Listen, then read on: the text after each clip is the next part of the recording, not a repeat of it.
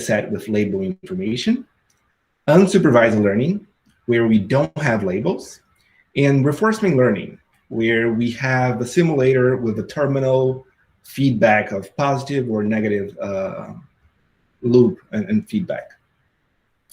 But the work that I'm going to talk about here is, it's about active learning, which is something that I classify as something between supervised learning and unsupervised learning. As always, in machine learning, we are talking about algorithms that automatically improve through experience. Experience is just a nice word for data in this sense. It's a little bit more general. And in active learning, I think it's a generalization of this notion of supervised learning specifically, where we're talking about algorithms that can automatically improve with data, but also intelligently seek for the best data points. And hopefully by the end of this talk, I can convince you that this is a very nice framework with very cool applications. You probably can also think about your own active learning application and start working on nice problems that people haven't thought about it before, because they were not typically thinking about this different paradigm. Throughout this work, I'm going to show you applications of active learning to automated audiometry. That's it's a hearing test. We can do rapid screening for noise-induced hearing loss. Part of my work is working on optimization, which has several different applications, and I'm going to talk about how we can automate optimization, specifically black box optimization, or Bayesian optimization, if you will. I think this is a great instance of active learning. And if we have time, I can also show you more my most recent work, where we have applications of active learning to material science and drug discovery. And because I'm talking about active learning a lot, I think it makes sense to really break down the details of this paradigm for you. So in active learning, we want to embrace the idea that data is not for free. We might have actually access to a lot of data, but collecting and examining this data could be expensive. Here's how a typical active learning algorithm looks like. We start with a budget representing the cost of labeling the data. And we repeat the following steps. First we gather an initial set of training examples, and we use this initial set to train or update our machine learning model. So this first segment here is the typical supervised learning procedure. We have a data set, and we train a machine learning model. Now in active learning, we, as I said, is a generalization of this whole pipeline where we are able to collect new data.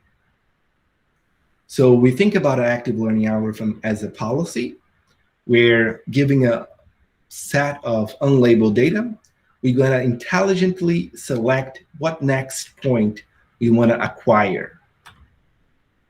That's the job of the policy that's going to give us this point.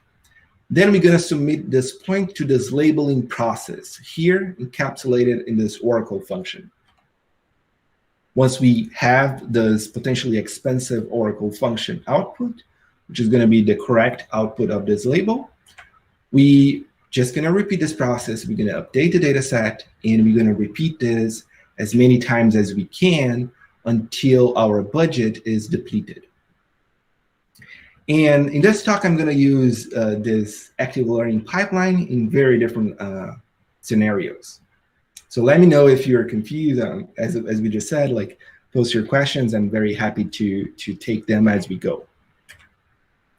So the plan for this talk might be a little bit ambitious. I'm going to talk about 4 different projects. As I said, if we can adapt over time, we can actively adapt as we go here. The very first application of active learning is it's a different setting where we want to do active learning for model selection. What I mean by this? Well, here the setup is the following. We have a set of models, and we want to figure out which model is the best one to explain the data that I'm observing. Okay? So there is a list of potential models. and we have the ability of querying new data points.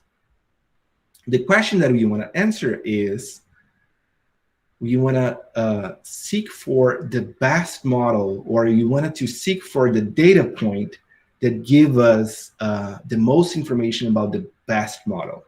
So we want to quickly distinguish between which one of those models created the data set. Okay? And maybe I shouldn't use the word data set here because it's not fixed. We are kind of building up the data as a whole. And I'm going to show you an example of this for rapid screening of noise-induced hearing loss. That's the first application that I mentioned in the initial slides. And this is the very first idea here. You're just basically going to do active learning for finding the best model. Now, in the second scenario, it's completely different. That's why it could be a little bit confusing.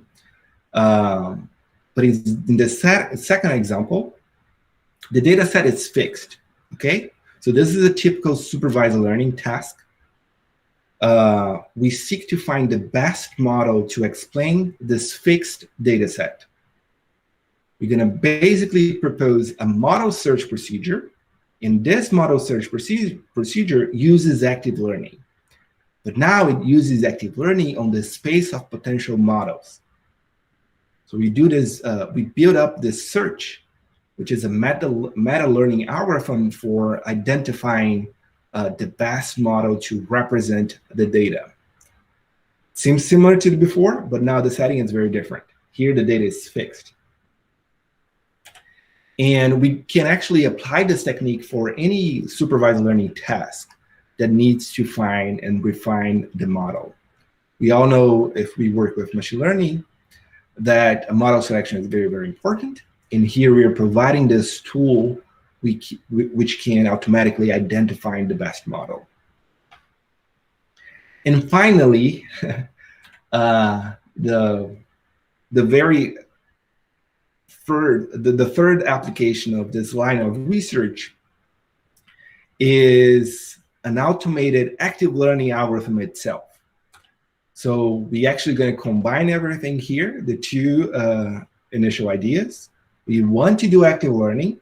Okay, so data is potentially changing over time. But now we want to not use a single model, but we want to use an automated model search. So we extend the idea of the previous slide that works with a fixed size data set to something that works for active learning. And we apply this framework for Bayesian optimization. Okay, so that's the main idea of the third component of this talk. If we have time, I'm also going to give you some examples of my most recent research on search. But before, if we don't have time about this, the overall pipeline for this automated active learning strategy is we want to do active learning. We have the ability to query new data, but instead of committing ourselves to a single model, we're going to actually change this for a model search that finds the best model for us. And hopefully by the end of this talk, you're excited and you've seen many examples of active learning, that you can agree with me that this is a very flexible and powerful framework for machine learning. And I will be happy to receive emails if you guys want to collaborate on new ideas for this. The main tool that I'm going to be using throughout of this talk is Gaussian Processes. I know that you might have heard a little bit of GPs before.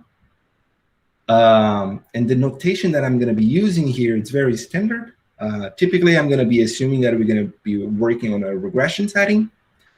And just a very quick refresher of GPs, basically the idea is that for this function f, we will place, we're not going to have a parametric assumption about what f is. We're going to capture our beliefs about f by placing a prior distribution over this function. And that's basically what the GP framework let us do. A GP can be fully specified by two functions: the mean function, which describes the central tendency of the function, and the covariance function.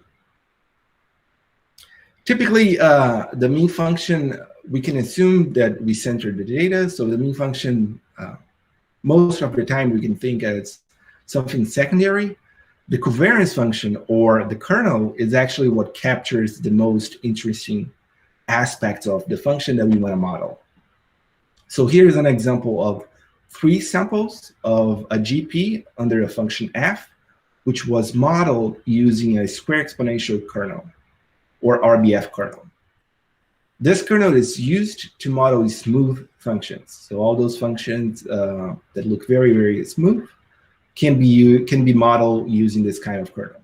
But if, for example, we have different assumptions about the function that we want to model, we can just change the kernel. So the periodic kernel, for example, here draws functions that have periods. And there are like many, many other types of kernels. Now, the cool aspect of GPs is that we can go from the prior distribution, so this first initial assumption about the function, to a posterior distribution. So here's an example where the central tendency is centered at 0, so that's the blue line. We have, again, samples from this GP, and our uncertainty is represented by the shaded region. Before seeing any data, that's our initial assumption, our prior information over f. But once we observe data, we can actually, in closed form, compute a posterior over this function. And that's why GPs are so nice. Now, all our belief about f is conditioned on our observations, and they agree with the data automatically. We don't need to do sampling to actually compute this. So let's talk about our first work here, active model selection. And you can find more about this work on this specific paper. Here are the collaborators and the venue that was published. This notation is kind of subtle, but basically I'm saying that we are doing active learning. Oops, sorry. We have labeled data, and we have the ability to gather new data, and we have multiple models. I created those icons, but maybe they're just nicer and don't tell a lot about what's actually going on. But let me start with an example. It's kind of a demo example, but give us the illustration of what's happening here.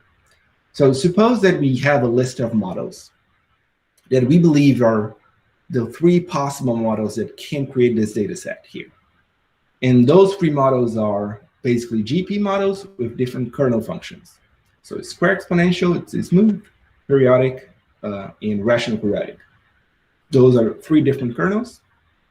And we have basically a uniform prior over those kernels. Before anything, we just will say that, okay, the 3 models are equally likely to create the data, and we have acquired 3 observations.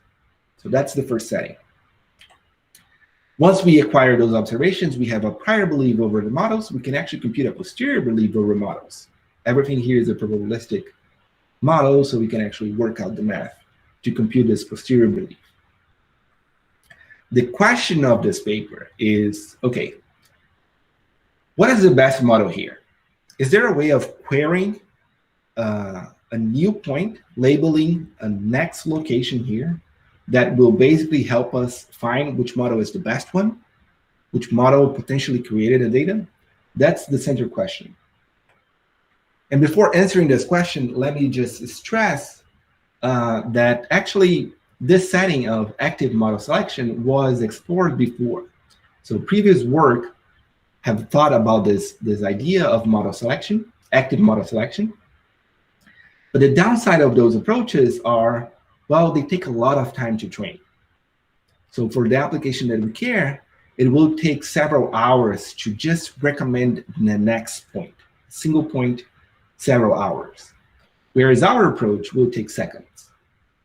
And the key machinery, like the key algorithmic idea here is to compute the mutual information. So we basically will quantify how much information one random variable gives about another random variable.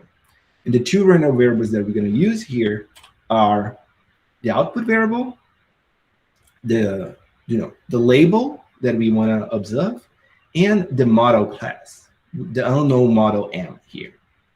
If we compute the mutual information between those 2, we are actively seeking for the data point, the X location. That's what we're going to maximize. And the unknown label associated with this X location, it's going to be the object of our query. We're going to basically find the location that give us the most information about those two random variables here, the output variable and the model class. So one way of writing down mutual information, you can just Google it. It's going to be something like this. And it turns out that actually, if we try to compute this, we basically have to sample a new label and then pretend that we know this label, but we actually don't know the label. So it's not very obvious how to compute this. This can actually be computationally very intensive. It does require retraining, actually. We have to simulate the data and we have to update our model given this formulation. But if you actually go to the Wikipedia, you'll see that mutual information is symmetric. So there is a different way of computing the exact same quantity by just swapping the order of M and Y here. And the second formulation is much easier to compute. Here is just the entropy associated with all models. It's a little bit tricky to compute this, but it's possible. We just have to average our predictions across all possible models and compute the entropy of this. In the regression, that's going to be the entropy of a mixture of Gaussians, okay? And this second term here, it's actually very, very easy to compute. We have a list of models, so this is going to be a summation. And for each model, we just have to compute the individual entropy of each one of those models. So ignoring the functional form here, what we are asking for is, what is the overall uncertainty around the label when we consider all models? And how confident each model is about its prediction. That's the two quantities that we are actually ultimately computing. And as I said, the details you can find in the paper, but that's really the main idea. The formulas is just standard math. It's just computing just thinking about what the distribution of Y is and then computing the entropy of this. Same thing here, okay? So that's fine. Now in this application, let's actually illustrate this with this demo. If we're gonna compute the mutual information here, and when I actually give this talk with a live audience, I'm gonna actually, before you say anything, I'm gonna ask which models you guys think is the best one. It's gonna be very hard to see all you raise your hands, but you can think about, you can have your guess here. That's the current model posterior. And one of them is the correct model, okay? So how are we gonna try to answer this question without guessing from an algorithm perspective? We're gonna compute the mutual information. So the mutual information is gonna give us the locations that those models here disagree the most. So when we compute the mutual information across all the domain here, X, we're gonna see that the highest value is associated with this location here, which is around 0.3, okay? Now, let's think about what are the predictions around each one of those locations. We already fixed that we're gonna evaluate the X star equals to 0.3. So we're gonna basically query this location here, but we wanna understand why mutual information was the highest for this model. So basically, let's see the predictions here. Two models believe that the label associated with this location can range from maybe -3 to a little bit more than 0, okay? So there is a difference between those two, but basically they have a huge guess of what the label of this location could be. But there is one model here that it's very, very confident about the prediction. So the periodic model thinks that the true label is pretty much -2. If we query this location, we can either be very sure that the periodic model is the correct one, because it's going to be right on the money, and or it's going to be wrong. And we can rule out this model. Just the next time, we're going to just trying to figure out which one is the best between these two. We're probably going to query, if we see a plot like this before for a different label, we're probably going to query something on the tail here, just to make sure which one is has a better prediction about the label. And that's exactly what the mutual information is doing. When we observe the real label of this location, it turns out that -2 was the correct label, or something very close to -2. And when we compute the model posterior, exactly as the same as we did here, but now with those 4 points, now we are pretty much sure that the correct model is a periodic model. And because I created the data, I know that the correct model is the best is a periodic model. So that's the idea behind this work. It's a very different idea to do active model selection. And one of the nice applications that we found for this work is on hearing test. And there are actually many more on this field. But let's just focus on this one here, which gives us a very, very good illustration of how this technology can be used in ways that it couldn't be possible to do it before that. When you do a hearing test, basically the audiologist presents a poor tone to the patient and record his or her answers, which can be, I didn't hear tone, so it could be none. And because we are like computer scientists, in the paper, we plot this graph here, which is the audiogram. So what is the audiogram? It's basically a representation of what the threshold of a person is, the hearing threshold. So basically that's this line here, okay? And the way that we build this line is by querying the individual about different tones. So for example, here, giving a couple of frequencies, we're gonna play a tone. And if we increase the intensity, it's very likely that the person will hear the tone. So we're gonna check this okay, the person perceives this tone. And at some point, the person will not respond to that tone. And the threshold is exactly this linear here, where the person changed the answer to negative to positive. Now that's our way of thinking about the audiogram, intensity going up. Actually, audiologists, they do the opposite. They think about this in the different direction here. Intensity is actually increasing as we go down. And the reason for this is because they're looking for a loss in hearing performance. So this means that so the perfect kind of average across the population is going to be a flat line over 0 here. Normal hearing will be anything above 20, kind of. A little bit like this is also fine. But it's a little bit concerning when we actually have to increase the intensity to this level here to make the person hear the tone, okay? So let me show you the application of a different active learning strategy. An active learning strategy which was developed, you can see more about this. Some of our collaborators have published this before, where they're trying to find the threshold everywhere, okay? The typical way that people do this nowadays, they just fix the frequencies. So actually, those 3 samples here have the same frequency, and the difference is just for visualization purposes, okay? I'm gonna play here, and I'm gonna show you how the exam works right now, and what is the automated active learning approach for this. So I'm gonna give a play, and it's gonna be playing the sound. When the person don't perceive the sound, we check across. And when we are confident that this is a threshold, we circle it to say this is a threshold. Actually, I should play this at some point.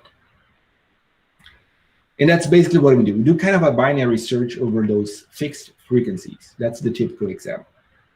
Now, if we actually use Gaussian processes in active learning, we can, we're not limited to those frequencies, first of all.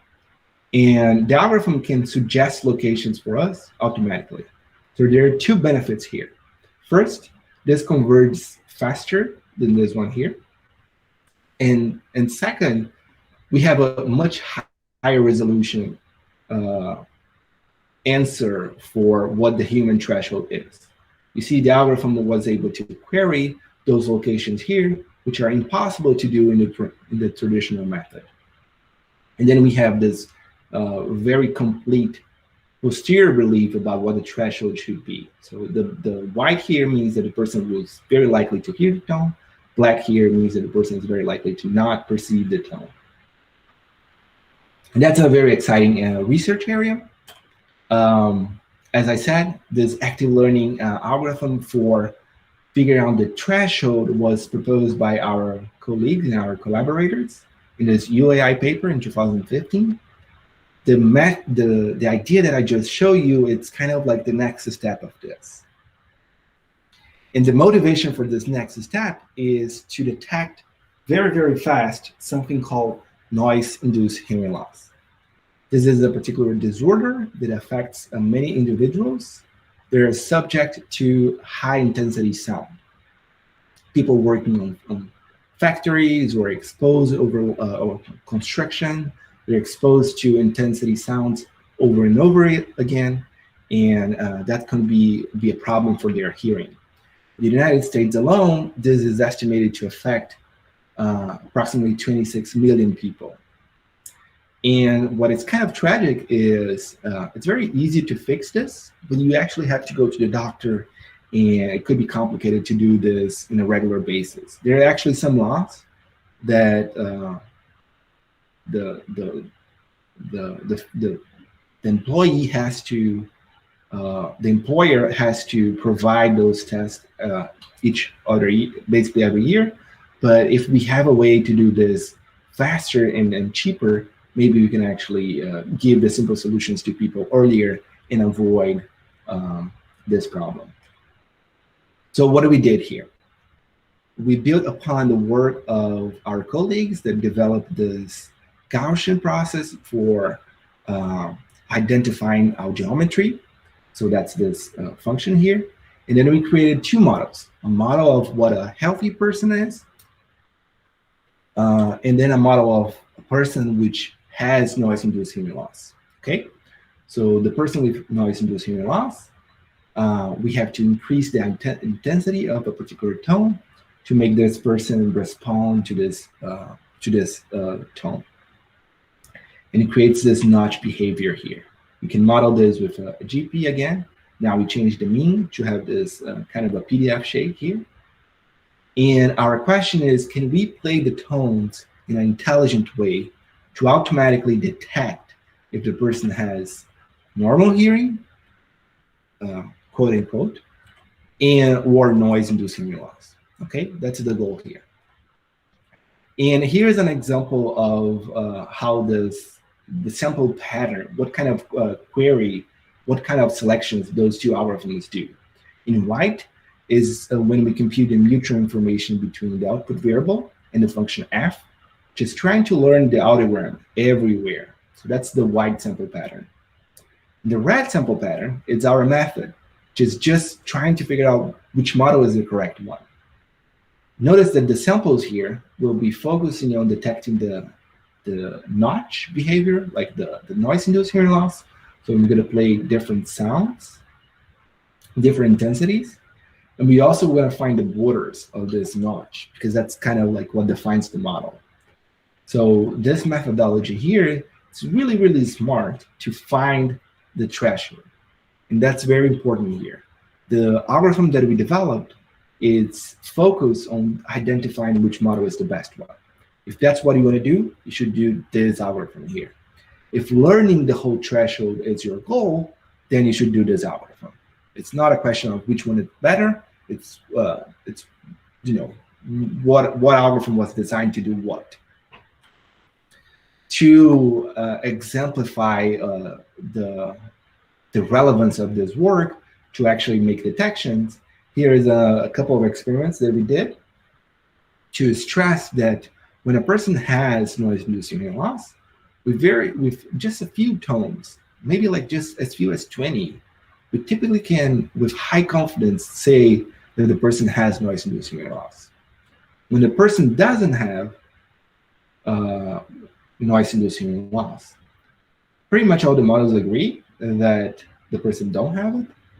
But again, with 20 samples, we very confidently can say that this person doesn't have noise-inducing hearing loss.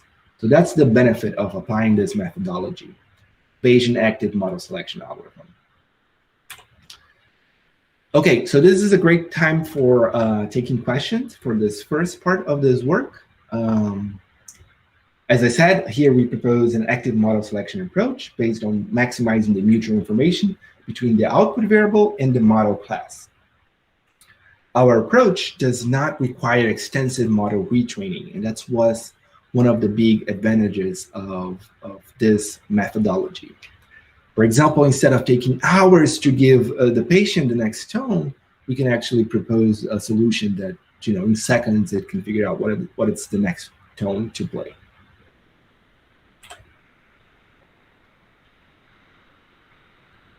I have a question. Yeah, please.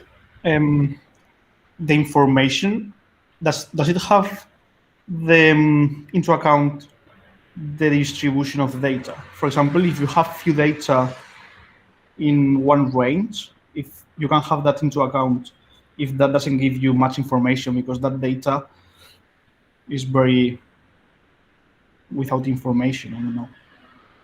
Right. It doesn't affect anything.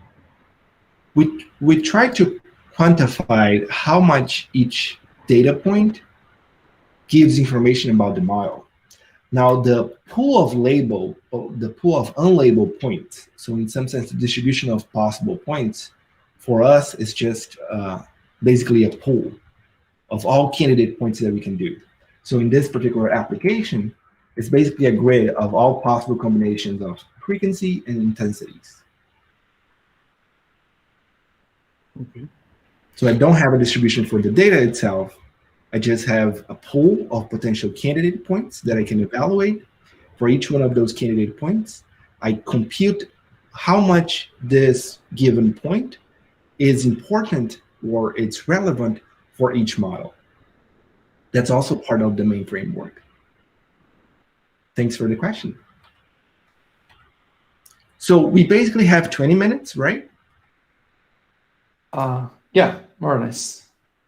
So I'm gonna go a little bit faster here. The next two works, I'm gonna try to finish those two in 10 minutes and the last one in 10 minutes.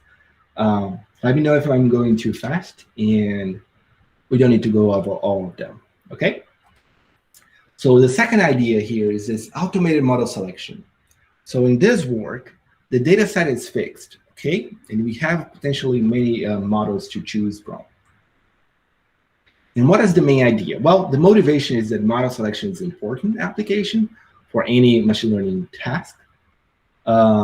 If we use a simple model, it's basically impossible to do predictions because it's not capturing the relationship of the data. If we use the right model, then we actually can make predictions very well because it's capturing the underlying assumptions of the data. In this work, we mainly, again, we're going to focus on GPs, and this model selection task is something really difficult.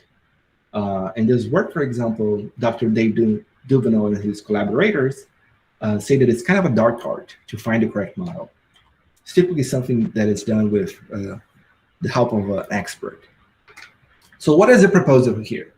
The proposal is, well, we're going to basically do active learning for figuring out which model is the best one. So it's kind of a meta-learning algorithm. The first thing we need for that is a space of models. And we're going to leverage the same work that I just mentioned before, Duvenel from ISML 2013, which they created this space of models. How you can create a space of models? We start with like a couple of kernels that's going to be the basis of this grammar. So it's square exponential, rational quadratic, linear model, and periodic model. And we're going to heavily explore this idea that I can combine kernels to create even more complex kernels through addition and multiplication. This grammar gives us a space of basically a number of infinite models. an infinite space of models just by doing compositions of those models. Here is a very simple example of all the different priors that we can do just by using this grammar of models. So here are like all the base models. Here are the combination of two of those, okay, and so on and so forth. In the very first level of this, the first level, where level 0 is this one, the first one is just the combinations. We have all those different kind of models, which can be used to model all sorts of data sets. This is a blessing because we can virtually model many potential assumptions, many different data sets, but it's also a curse because now we have the question, well, which one is the best one? Can I actually, I can't query like an infinite space of models, right? I have to commit to just one single model or just a few selection of them. And that's exactly the idea here. But before actually going into this, let me just say you how we can compare different models. So one thing that we can do is if we use the Bayesian framework, we can compute how good one model is to explain a given data set. So the model evidence is technically the likelihood of the data given the model. And this is kind of like the rationale, what the model evidence is doing. If we average across all possible models, the model evidence will be this distribution across all possible data sets. Okay, so I said average across possible models. I misspoke this. I mean, if I was able to consider all possible labelings, then we're going to have this distribution over all possible data sets. That's exactly what this graph is showing you. But we don't have like all possible data sets, but we're going to leverage this idea just because this is a valid probability distribution. We have just one data set. And for this data set, what we want to do is figure out which model is the correct one. So a model that actually explains many data sets, it's too complex. And it's going to assign a lower model evidence value to the data set that we observe. A model that is too simple can only explain very few data sets. And it's probably going to have a very low value for the model evidence. The best model is going to have a good balance between complexity and simplicity. So it's going to be a good fit for this data set. Okay? So the model evidence, it automatically balances the goodness of the fit with simplicity. And the problem is it's too good to be true. If we were able to compute this integral, we could solve many, many, many problems. But in reality, it's very expensive to compute this. Sometimes actually often intractable to compute. But we can do approximations to this quantity. For example, the Laplace approximation to this. And then we can have a score which is going to approximate the quality of the model for explaining the data set. So what is the idea? The idea is to use active learning to figure out which model is the best one. So we treat the model evidence as a function from this model space to a score. And our goal is to find the model that maximizes this function. Typically, we're going to actually consider the log of the model evidence. And this is the formulation that we actually want to solve. We want to find the model M that maximizes the log of the model evidence. Now, the problem with this optimization problem is there's no gradient information. It's a discrete space of models. It's expensive to compute. Each model evidence requires this Laplace approximation. And this is effectively a black box optimization problem. When we frame the problem like this, if you have experience with Bayesian optimization, that's exactly the tool that we want to use for those kind of problems. So let's just give a detour of classical Bayesian optimization or active optimization. Bayesian optimization is this general framework for optimizing functions, where our goal is to find the global optimum. It's very suitable when the objective function is non-convex, we don't have gradients, and it's black box. So all the criteria that I've listed there, the problem that I want to solve actually fit to use Bayesian optimization. How is a typical Bayesian optimization works? There are two main steps.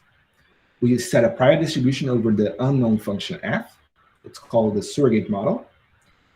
And we're going to create an acquisition function that will quantify how good each location is to help us find the global optimal.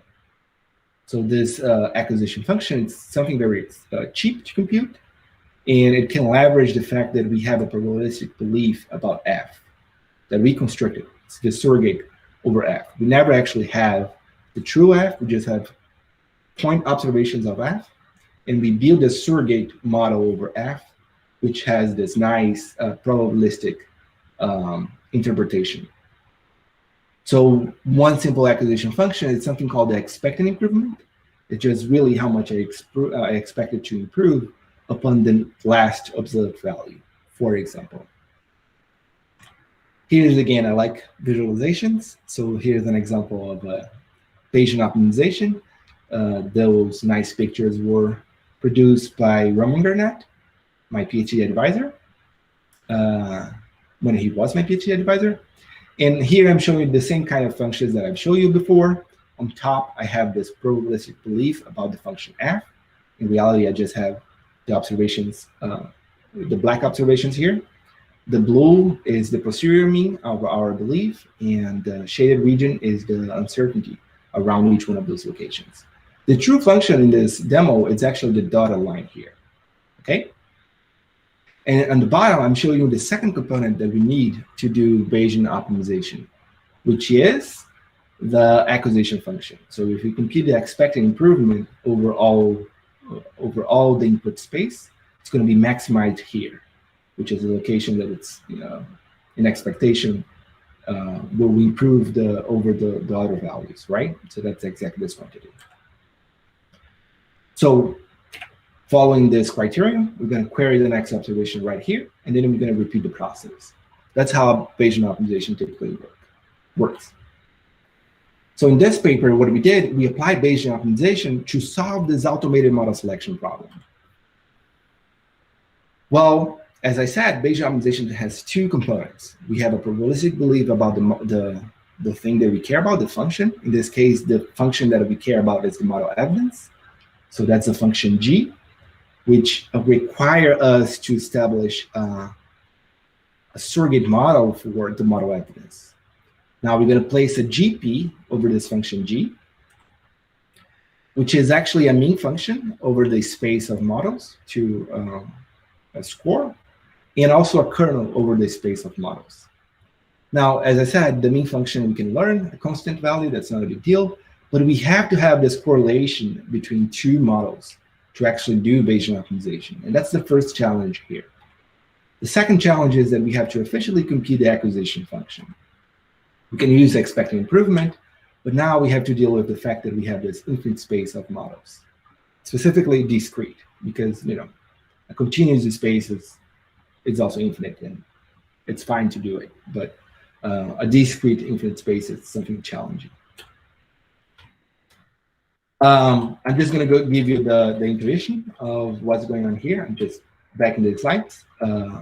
Let's talk about this, how we can actually do the correlation between two models. And that's the very exciting part about this work. We call it the kernel, the kernel that talks about the correlation between kernels. And the idea, it's very simple. It comes down to really thinking about what is the mathematical structure of this problem. If you think about it, we have two models, m and m prime. Each one of those models induce a belief about the latent function f.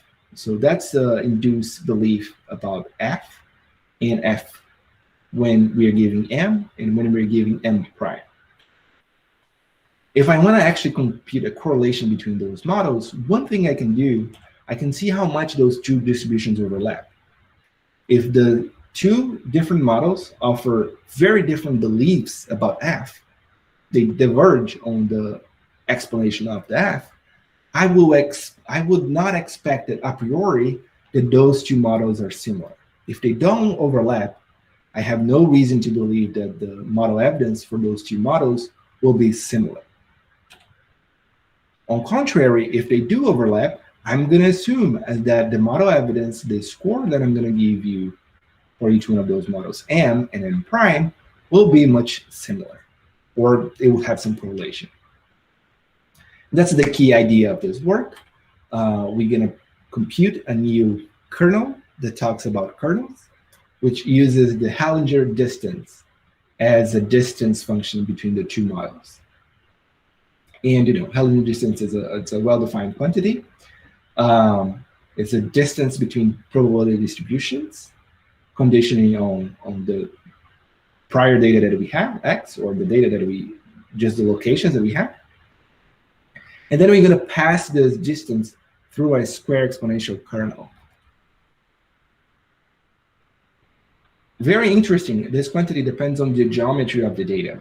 What I mean by this is that if the points of the data set are far away, the distance between them is going to be different if they were like close together.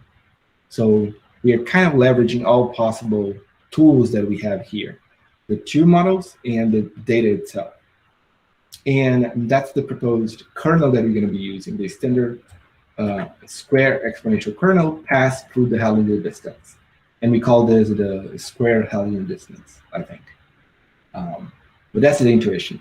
Again, let's show you a nice picture of what this computation is doing. Here is the covariance function, the kernel among those four models here. The model is square exponential and rational quadratic. It's probably more similar than the square exponential than periodic, just by inspection, right? So let's see how the correlation happens here in this kernel computation. In reality, that's true. Like that's exactly what the computation is saying. Square exponential and rational quadratic, it's more correlated than rational square exponential and periodic. The darker the color, the higher the intensity of the correlation. And that's just a demo of what the kernel is doing. It's capturing this intuitive behavior that those two models should look more similar than those two models. With this technology, then, we can basically do Bayesian optimization. The second problem that we need to solve is how we're going to deal with this infinite space of models. In the interest of time, I'm going to skip this, but basically we're going to keep like a bag of potential models where we're always going to keep like random models to do diversity. And also we're going to explore around the best model to do exploitation. So we're going to keep this bag of models, and we're going to adapt this bag of models as we go to correctly traverse, or maybe not correctly, but to somehow traverse the space of models. This algorithm works. We did a full comparison in the paper. You can see more details in the paper. But basically, the idea is that this complicated Bayesian optimization for model selection approach works really well in higher dimensions. So in time series data sets, in just one dimension data sets, BOMs work really well. It's very competitive with the baseline, which is just a greedy approach for solving this problem. Notice that like this is log, so the difference is quite big here already, because this is the log of the model evidence divided by the number of training points. So the difference is it's significant, even though it looks too small here. But in time series, this is actually more complicated than a greedy solution. So you might say like, yeah, maybe we shouldn't use BOMs here. And I could agree. It turns out that the more complex the model is, or the problem is, the better BOMs becomes. In high dimensional data sets, it's one model, it's 100 times more likely to explain the data set than the other one in general. Here is just an illustration of the difference between those two approaches. And in this case, it's really pay off to do the more intelligent procedure. So the more complex your search space is, the better BOMs tends to be over a simple greedy strategy. That's the key contribution of work number 2. We introduced a novel automated model search approach that figure out which kernel is appropriated to explain a given data set. And we use Bayesian optimization to tackle this problem, and we introduce a kernel to capture similarity between the data.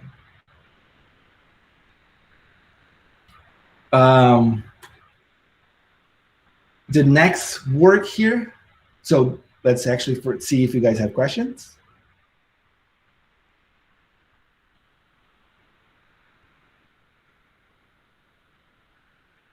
We are almost over time, so I'm basically going to mention the work, the key ideas of the work, and then we can open to more questions. So what we did in this work here, we basically applied BOMs to Bayesian optimization. Okay, so in this slide here, I'm highlighting that figuring out what the prior distribution is really the most important application of Bayesian optimization.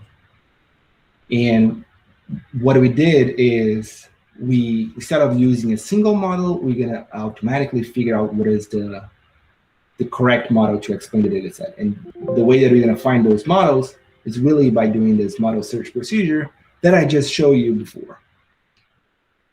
Now, technically, it's a little bit more difficult to do this. It's not just obvious that I can do BOMs, which is a method that I just talked about, right? There's a challenge when we're actually updating data. And the challenge is data is changing. So I can actually do a model search procedure in the very first iteration. I can see some models that are good and some models that are bad. But once I observe, so I'm going to use the good model, of course. Once I have more data, though, it's unclear how those two models compare, because now I have more training points. The naive approach to this is actually retrain this model with 4 points, retrain this model with 4 points, retrain this model with 4 points. If we actually keep doing this over and over again, we're going to have like the same problem that I described, like it's going to take hours to make a recommendation. This doesn't work.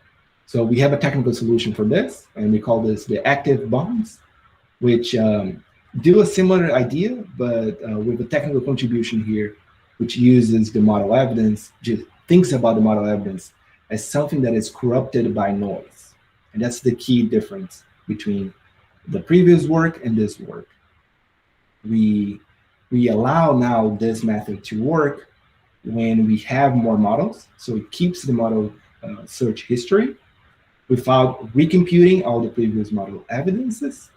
And two, because we're using this this heterogeneous noise assumption, we can actually adaptively recompute the model evidence if you think that this model is important. There are also technical differences between this work, but in the end of the day, we just show that this method works really, really well. Automated BOMs can be 35 times faster than other approaches. These are like all Bayesian methods compared to random search. So normal Bayesian search in those experiments reduced in a speed up of 4. A bag of models which are not intelligent selected gives a speed up of 8. A different approach uses MCMC, gives a speed up of 18. That's pretty good. But this automated procedure gives us a speed up of 35x. And as I said, we can you can see more details or shoot me questions after that. Now, the last contribution here, I typically talk about active search, but we just have this new paper, which is a follow-up on this, which is constrained active search.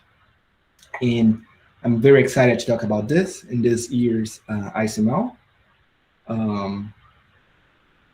But because we're over time, I'm going to skip and go to the conclusion. I knew that this was probably going to happen. Oh, sorry, I didn't know there was animations in this slide.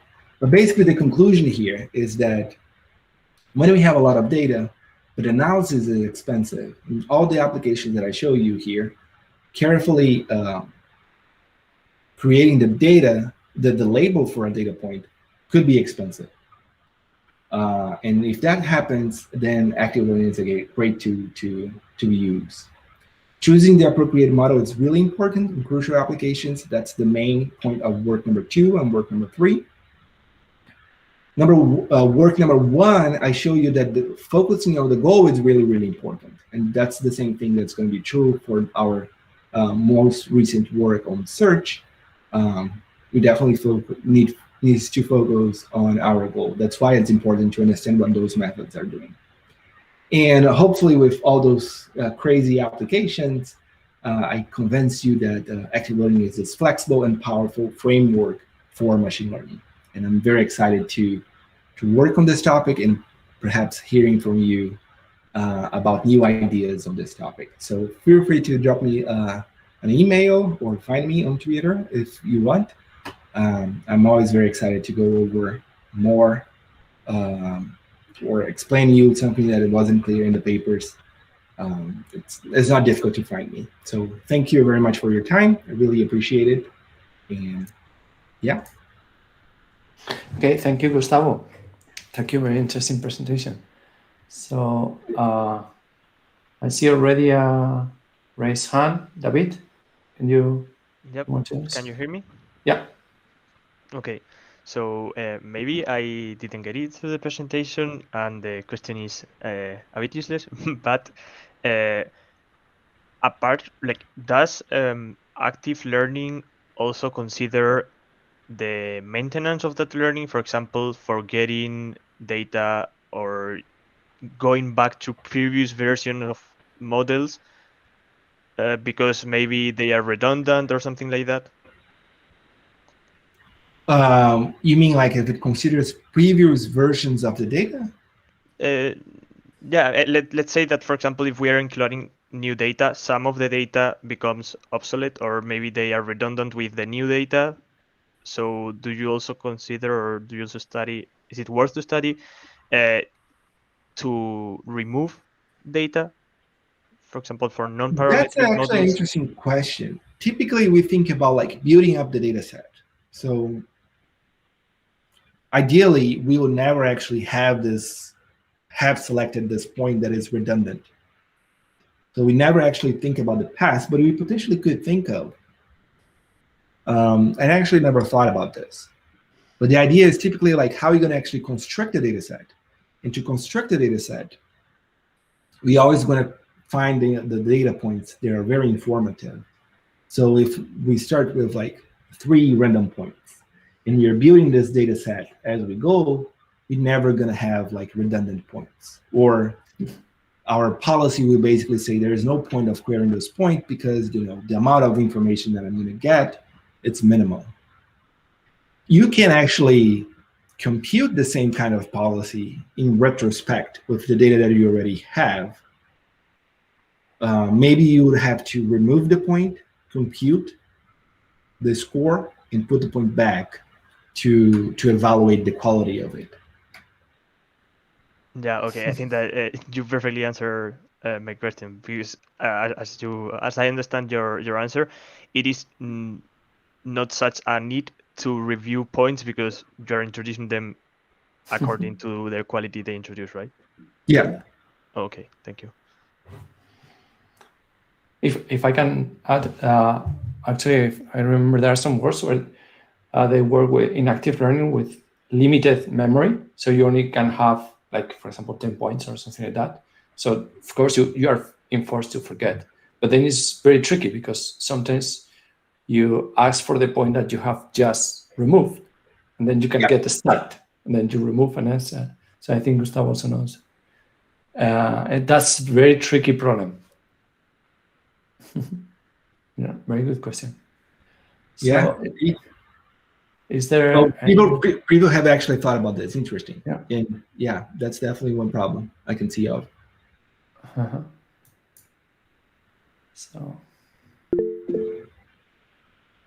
So there's another.